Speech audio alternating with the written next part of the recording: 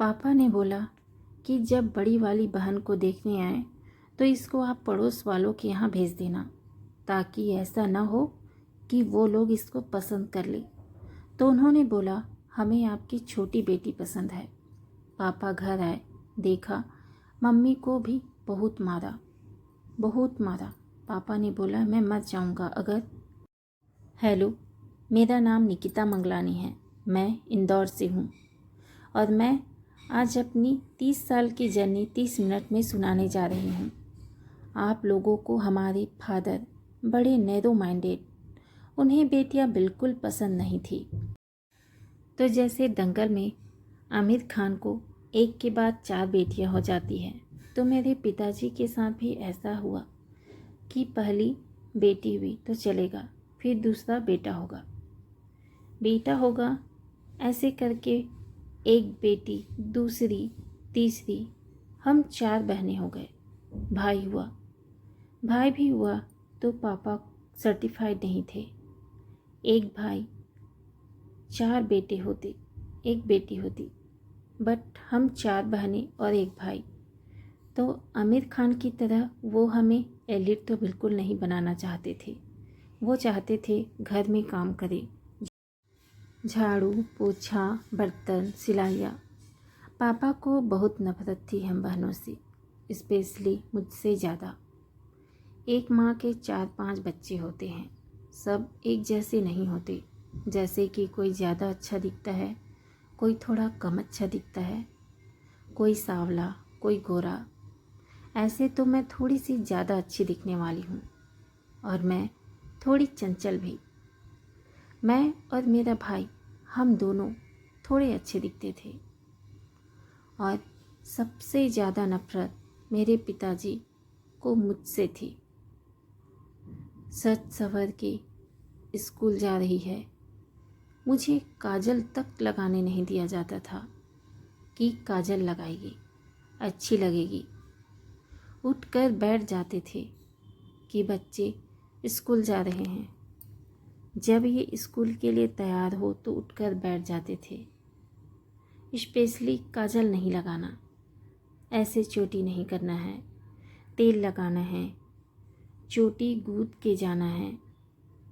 किसी दिन मैं लगा लूँ तो पापा उठ के आते और जोर से मारते। किसी से बात नहीं करनी है। 6 बजे के बाद दरवाजे बंद, आप किसी इंसान को नहीं देखोगे।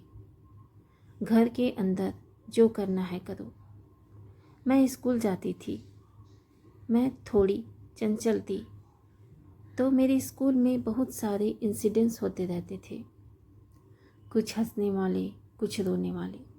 जब मैं स्टडी कर रही होती घर में, तो पढ़ते पढ़ते मुझे ऐसे मुस्कुराती तो पापा को उसमें भी बिल्कुल अच्छा नहीं लगता था। आते और क्यों हंस रही है, क्या हुआ था, ऐसा क्या हुआ जो तू हंस रही है, किस चीज़ से खुश है। खुश होने का भी हक नहीं दिया पापा ने। ऐसी हमारी ज़िंदगी निकलती गई, मारना पीटना। हम बड़े हो गए, बड़ी सिस्टर का रिश्ता चला, तो मैं थोड़ा अच्छा दिखती थी। तो पापा ने बोला कि जब बड़ी वाली बहन को देखने आए तो इसको पड़ोस वालों के यहाँ भेज देना, ताकि ऐसा ना हो कि वो लोग इसको पसंद कर ले। तो मम्मी मुझे पड़ोस वाली के यहाँ भेज दिया करती थी हमेशा। मुझे बिल्कुल अच्छा नहीं लगता था कि मैं देख नहीं पाती कि क्या हो रहा है, लोग क्या बातें कर रहे हैं, इससे क्या पूछ रहे हैं। मात्र 18 साल की उम्र हम लोगों ने 11वीं पास करी और हमारे पिताजी ने हमारी शादियों के बारे में सोचने लग गए। हम एक दिन सिस्टर को देखने आए तो मुझे लगा मम्मी बेचारी अकेली काम करेगी, इतने लोग आते हैं, चाय पानी नाश्ता, हम लोग कैसे करेगी मम्मी। तो मैं मम्मी की हेल्प करती। मैं पड़ोस वालों के यहाँ नहीं गई, मैं वहीं रुक गई। अब जो पापा का डर था, थपाक से वो बात हो गई। वो लोग देखकर चले गए। थोड़े दिन निकल गए। 1 वीक बाद पापा ने कॉल किया मीडिएटर को कि भाई आप लोगों ने जवाब नहीं दिया है, लड़की हमारी आपको पसंद आई कि नहीं आई, क्या बात हुई? तो उन्होंने बोला हमें आपकी छोटी बेटी पसंद है। गुस्से में पापा घर आए। आते ही मम्मी को बहुत मारा, मुझे भी बहुत मारा। रिश्ता चला गया। हम ऐसा बिल्कुल नहीं चाहते थे कि मेरी बहन के साथ ऐसा हो जैसे रिश्ता हुआ उसका। अब इतने कंट्रोलिंग पापा हमारे, पैसे वाले बहुत, फ्रीडम बिल्कुल नहीं। हमें खाने पीने की, पहनने की कोई कमी न थी, बट हमको फ्रीडम नहीं थी। हम अपने शहर में कहीं कभी चिड़ियाघर नहीं देखे। पापा को बोलते थे हमें ले चलो तो शादी करवा दूंगा, अपने पतियों के साथ चले जाना, कोई ज़रूरत नहीं घूमने की, कोई ज़रूरत नहीं पिक्चर देखने की। तो सारी फ्रेंड्स की शादियाँ हुई, किसी पार्टी में नहीं गए। बड़ी सिस्टर की शादी हो गई। अब मुझे एक लड़का पसंद था। जो उसके पापा थे उन्होंने मुझे देखा, उनको मैं पसंद आई। बहुत समय तक हम एक दूसरे को सिर्फ देखते रहे। जब मैं 4th ईयर में थी तब पसंद कर रहे थे। उसने मुझे आकर बोला तो डरी हुई थी। पापा ने पहले ही वार्निंग दे रखी थी, स्कूल जा रहे हो, लड़कों से बात करो, चलेगा। रास्ते में कोई लड़का मिल जाए बोलो चल हट, तू कौन मैं कौन। हम जानते ही नहीं किसी को। पापा का इतना खौफ। पापा को पता चला कि ये हमारे घर में ही पहली और आखिरी लड़की हूँ जिसने लव मैरिज की। पापा बिल्कुल नहीं चाहते थे। लड़का पापा को पसंद आया, पर डिफरेंस यह कि वो पुअर थे, वो कहाँ और हम कहाँ। तो पापा ने कहा ऐसे गरीब लड़के से मेरी इतनी अच्छी दिखने वाली लड़की की शादी मैं कैसे करवाऊँगा। हालांकि उन्होंने अत्याचार बहुत किया, पर वो नहीं चाहते थे कि गरीब घर में जाके सरवाइव करे। कैसे करेगी सरवाइव? हमारे यहाँ कोई कमी नहीं है, पैसे की कुछ कमी नहीं है, यह कैसे करेगी? पर पापा को फिर लगा कि ऐसे में तो लड़की भाग जाएगी। और उस पड़ोस में बहुत सारी लड़कियां भाग कर जा चुकी थी। फिर लड़कों ने उनको छोड़ दिया था। 2-4 दिन बाद घुमा फिरा के छोड़ दिया। तो उस ज़माने में तो ऐसा होता था ना, 1906 की बात है कि लड़की अगर छोड़ के आ गई है तो मतलब बहुत बड़ी बात हो जाती थी कि आप कैसे छोड़ी लड़की को और कौन अपना सकता है। मतलब लड़के ने इसको फिज़िकल यूज़ करके छोड़ दिया है तो अब कौन शादी करेगा। पापा को ये डर सताने लगा। पापा ने बोला मैं जहर खा के मर जाऊंगा अगर तूने उससे शादी की। तेरी 2 छोटी बहनें भी हैं, भाई भी हैं, उनसे कौन शादी करेगा। अगर तू ऐसे करेगी तो तू मत कर उससे शादी, तेरे लिए बहुत रिश्ते आएंगे। मेरी शादी तो हुई पर मेरे फादर को मेरा रिश्ता बिल्कुल पसंद नहीं था। क्या पता उनके दिल से निकली हुई कोई बद्दुआ थी, वो खुश नहीं थे। मेरी शादी तो करवाई गई। शादी करके मुझे लगा शो बहुत अच्छा होने वाला है। अब लड़का तो मुझे प्यार करता है। मैं मिली नहीं थी, एक बार भी उनसे हमारी कोई डेट हुई, न मिलना हुआ, न हमारी कोई टच, न किस, न मतलब उस ज़माने में तो ऐसा कुछ चलता ही नहीं था, तो ऐसा कुछ हुआ ही नहीं था। शादी हो गई, मुझे लगा सब बहुत अच्छा होने वाला है। मेरी जान छूट गई मेरे पिताजी से। पिताजी इतना अत्याचार करते हैं। ससुराल में जाकर बहुत खुश होने वाली, शादी हो गई तो एक मंत्रा हमारे घर में भी थी। कोई चाची सास होती है, कोई मासी, कोई बुआ सास होती है, तो एक वो ही हमारे घर में थी। वो आती मेरे पति को भड़काती, मेरी सास को भड़काती। ये लेने देने पर क्या आप ऐसा बोलो, ये लोग वहाँ से ऐसा दे, ऐसा करे, वैसा करे, मतलब मुझे मेरे पति से दूर करने की कोशिश। उसको लगा कि एक अमीर लड़की मिल गई, एक खूबसूरत लड़की मिल गई। हम इतने गरीब फैमिली के हैं और इतनी अच्छी लड़की। सास मेरी कुछ नहीं बोलती थी, हस्बैंड भी मेरे बोलते कुछ नहीं थे, पर उनकी बात मानते थे। वो जो बोलती थी उस पर वो वही करते थे। और ऐसा क्यों बोल रहे हो, ये मेरी वाइफ है, आप इसके लिए ऐसा गलत क्यों सोच रहे हो। ऐसा मेरे हस्बैंड कुछ भी नहीं बोलते थे। जो हुआ उन्होंने मुझे लड़की दे दिए, ठीक है, मेरी शादी हो गई इससे। उधर मेरे पिताजी मुझसे नाराज़, इधर मुझे ये परेशान। आखिर मैं क्या करती, कहाँ जाती। मैं इन सब के चलते में प्रेग्नेंट हो गई। मैं बहुत जल्दी 18 साल की उम्र में मेरी शादी हुई और जैसे शादी हुई 2 महीने बाद मैं प्रेग्नेंट भी हो गई। प्रेग्नेंट हो गई तो जैसे हर जगह रिवाज से 7वें 8वें महीने में गोद भराई का उन्होंने डिमांड करी कि यहाँ आना चाहिए। गोद भराई में मेरी सास नहीं बोलती थी कुछ। वो जो मंत्रा थी हमारे घर की, वो ये सब चीज़ें करती थी कि ये लेना है, ऐसा देना है, वैसा करना है, कि तू जाके बोलेगी अपनी माँ को। मैंने अपनी मम्मी को बोला। मम्मी को लगता था कि एक डिमांड हम इनकी पूरी करेंगे, फिर डिमांड करेंगे। उन्होंने देख लिया है कि पैसे वाले हैं, इनकी डिमांड बढ़ती रहेगी। मम्मी ने बोला तू खुद निपट ले, तू खुद जवाब दे कि नहीं, मेरे मम्मी पापा नहीं करेंगे, उनको जो देना है, जो बनता है वो देंगे।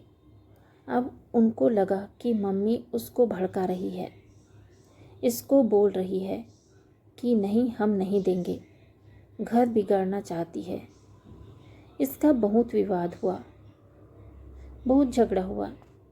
ऐसा हुआ कि हाथापाई पे बात आने लगी। उन्होंने मेरे पति को इतना भड़काने की कोशिश की, हाथापाई हुई। उन्होंने बहुत बार ऐसा किया। एक बार मैं कपड़े डाल रही थी, बाहर खड़ी होके, मेरी कमर तक लंबे बाल थे। मैं कपड़े डाल रही हूँ बाहर, ठंड के दिन, तो मैं खड़ी हो गई।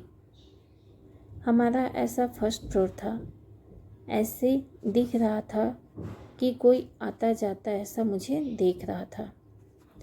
तो वहाँ से आ रही थी हमारे घर, तो मैं ऐसी खड़ी हो गई, बाल एक साइड करके। लंबे बाल होते हैं तो हम खड़े हो जाते हैं ऐसे धूप में सेकने के लिए। यह इसने देख लिया। ऊपर आते ही इसने देखा, आओ न देखा ताओ, बैठी पलंग पर और मेरे हस्बैंड कुछ कर रहे हैं, मम्मी कुछ कर रही थी।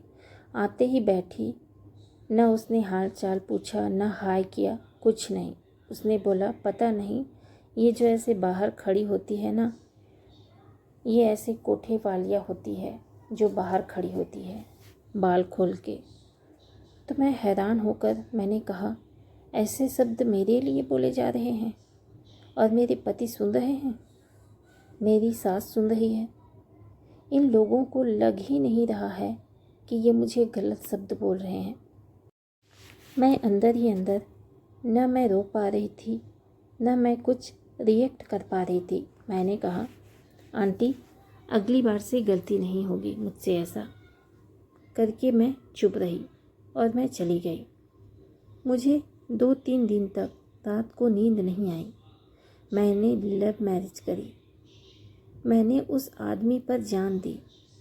अमीर बाप का घर छोड़ा, उसके पास आई और चुप करके बैठा, और लोग मुझे कुछ भी बोलकर चले जाते हैं।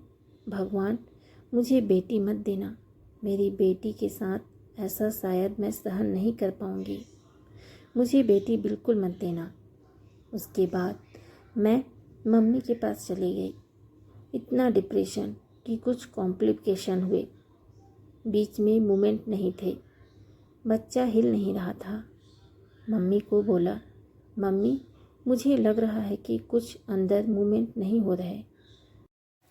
2 दिन खाना नहीं खाया था।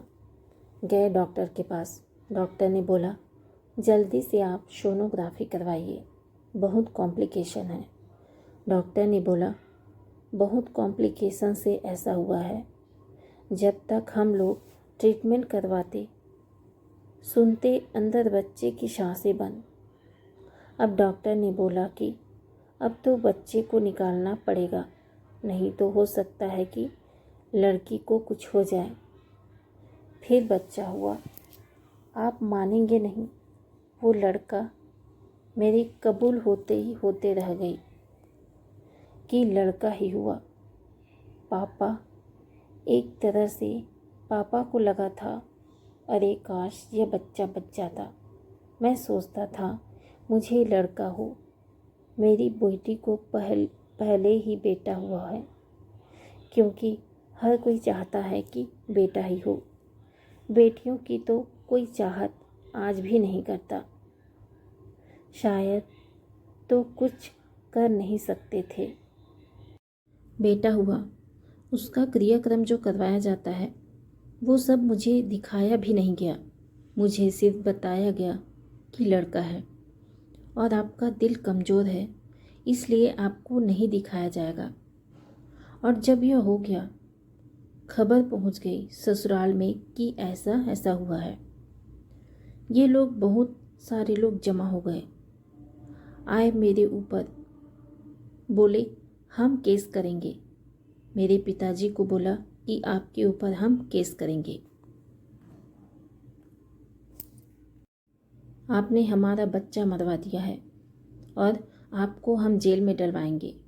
पापा मेरे पैसे में पावरफुल, एक्सपीरियंस में पावरफुल। भले वो मुझसे नफ़रत करते थे, पर बेटी तो थी ना। उन्होंने बोला, करके दिखाओ जो करना है, मैं तुमको यहीं मरवा दूंगा। अब मैं तुम्हारे ऊपर उल्टा केस करवा दूंगा। तुमने मेरी बेटी के ऊपर अत्याचार किया, उसको मारा है, पीटा है, तभी बच्चा मर गया। बस फिर क्या था। वो मंथरा को तो डर ही था, चली गई। कुछ दिन अच्छा रहा, सब अच्छा चल रहा था। मैं फिर प्रेग्नेंट हो गई। यह सब बातें तो खत्म हुई, प्रेग्नेंट हुई, बेटा पैदा हुआ। थोड़ी खुशियाँ आई, माहौल चेंज हुआ, पति का, सास का। फिर इतने में दूसरा बच्चा हो गया, विवान। फिर जब विवान पैदा हुआ तो थोड़ा बहुत मेरे हस्बैंड की जॉब में भी इंक्रीमेंट हुआ। उन्होंने कुछ कमीशन पर काम किए, उसमें भी अच्छा अर्न किया उन्होंने। बहुत अच्छा चलता रहा। स्टिल सफ़र कर रहे थे फाइनेंशियली, बहुत सफ़र किया। फिर बच्चे बड़े हो गए कि अब मुझे कुछ करना चाहिए। बच्चे छोटे थे तो मैं कुछ नहीं कर पाती थी बच्चों को छोड़ के। बच्चों को समय देना है। फिर हम 11वीं पास। अब मैं न नौकरी कर सकती थी, न ऐसा कुछ हुनर था कि जिस पर काम किया जाए तो आगे बढ़ा जाए। पास में स्कूल था घर के। मैंने कहा, जाके देखते हैं कि अगर वो मान गए, जॉब मिल जाती है तो अच्छी बात है, नहीं मिलती है तो कोई इशू नहीं। मैं चली गई। मैंने रिक्वेस्ट की। उन्होंने पूछा, आपकी क्वालिफ़िकेशन क्या है? मैंने कहा, मैं 11 पास। उन्होंने कहा, आप कैसे पढ़ाओगे? पेरेंट्स आते हैं, इंग्लिश में बात करते हैं, बच्चों से इंग्लिश में करनी होती है। मैंने कहा, मैं ट्राई करूँगी, आप मुझे थोड़ा गाइड करते जाइएगा, मैं कर लूँगी। उन्होंने साथ दिया मेरा। उन्होंने कहा, 2 दिन आके देखिए। मैंने जॉब की। उनको लगा प्ले स्कूल था, नर्सरी बच्चों को ही पढ़ाना था। सिलेबस के अकॉर्डिंग तो उन्होंने मुझे जॉब पर रखा। 2,500 रुपये हम आपको देंगे, इससे ज़्यादा हम आपको नहीं देख सकते हैं। ठीक है चलो। अब मैं स्कूल तो जा रही थी तो 1 महीने में उन्होंने बोला कि निकिता मैडम, आप पढ़ाई क्यों नहीं कर लेती हो? पढ़ाई करने की कोई एज नहीं होती है।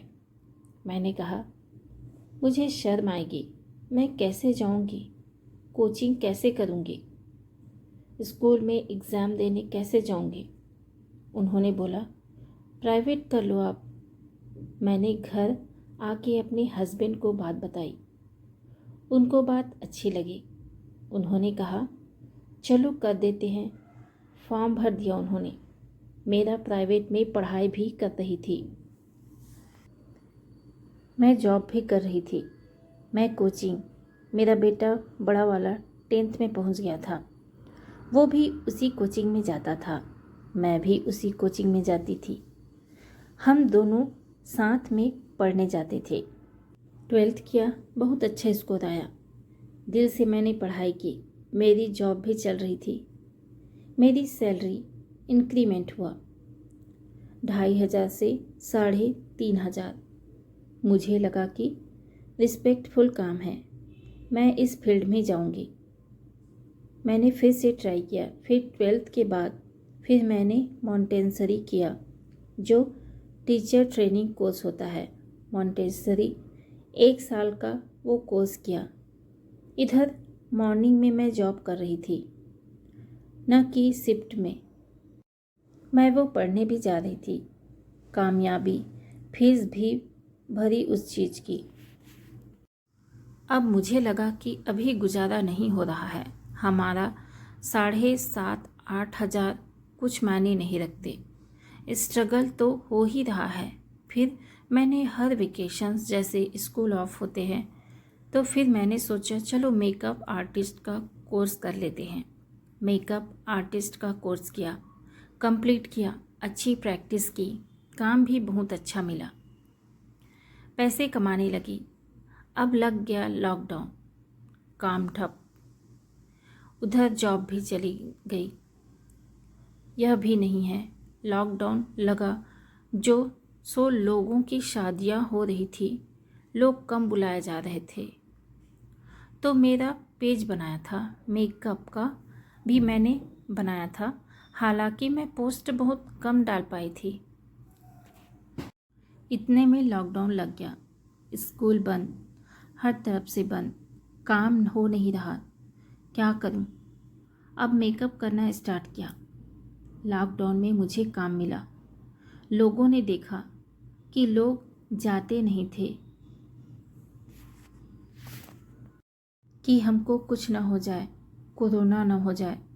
मैंने रिस्क ली। मैंने कहा मैं जाऊंगी, मैंने सीखा है, मैं फ़ायदा लूँगी, मैं कमाऊंगी। मैंने लॉकडाउन में बहुत अच्छा काम किया, मैंने अच्छा कमाया। मुझे लगा कि हाँ मैं कर सकती हूँ। और अच्छा, मैं थोड़ा मोटिवेट हुई खुद से ही। अरे नहीं, मैं कर सकती हूँ, करो, चलो आगे बढ़ो। लॉकडाउन खुला, सेकेंड वाला, और मुझे किसी स्कूल से फिर कॉल आया जॉब के लिए। मेरी 10,000 सैलरी। मैंने कहा ठीक है, सुबह जॉब करेंगे, शाम को मेकअप वगैरह। फिर वो साल चला गया। फिर मेरा वो काम भी चल रहा था, मैं मेकअप भी कर रही थी। मैं 10 से 20, 20 से 30, नंबर्स बढ़ते गए। मैं बहुत अच्छी कमाने लगी। फिर जैसे हर साल वेकेशंस आते हैं, नेल का ट्रेंड चला, तो मैंने कहा चलो नेल आर्टिस्ट का कोर्स करते हैं। नेल आर्टिस्ट सीखा। फिर मैंने रील अपलोड की नेल्स की। काम करते करते मुझे लगा थोड़ा और काम को बढ़ाया जाए। अब मैं 10,000 जहाँ पूरा मंथ काम करके करती थी, नेल्स और मेकअप करके मुझे 2 दिन में मिल जाते थे। तो मैंने कहा बहुत अच्छी चीज़ है, मैं क्यों ना इस फील्ड में ही रहूं।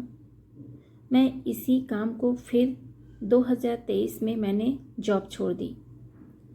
मैं अपने नेल पर ही मैंने बहुत अच्छा अर्न किया, बहुत अच्छा कमाया, मेरा लाइफ स्टाइल बहुत अच्छा चेंज हुआ और मैं आज एक अच्छी ज़िंदगी बिता रही हूँ। तो दोस्तों, मेरी ये आज की कहानी आपको कैसी लगी कमेंट के माध्यम से ज़रूर बताइएगा। अगर आपको मेरी ये कहानी अच्छी लगी हो तो प्लीज़ मेरे चैनल को लाइक कीजिए, शेयर कीजिए एंड सब्सक्राइब कीजिए। Thank you.